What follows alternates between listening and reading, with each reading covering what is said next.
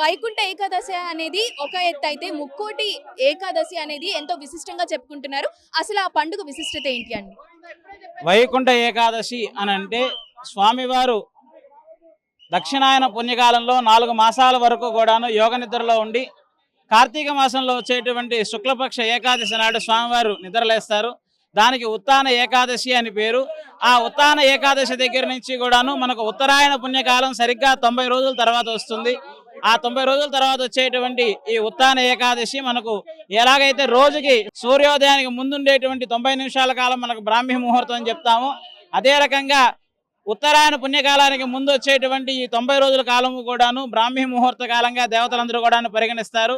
దాంట్లో వచ్చేటువంటి శుక్లపక్ష ఏకాదశి ఏదైతే ఉందో ఈ ధనుర్మాసంలో వచ్చేటువంటి శుక్లపక్ష ఏకాదశి దానికి ముక్కోటి ఏకాదశి లేదా వైకుంఠ ఏకాదశి అని పేర్లు ఉన్నాయి.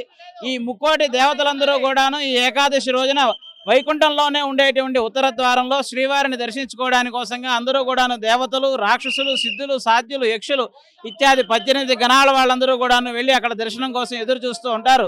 స్వామివారు గరుడ వాహనారూఢుడై దేవేరు సహితంగా ఆ వైకుంఠంలో దేవతలందరితో పాటుగా మిగతా అన్ని లోకాల వాళ్ళకి కూడాను దర్శనాన్ని ఇస్తారు.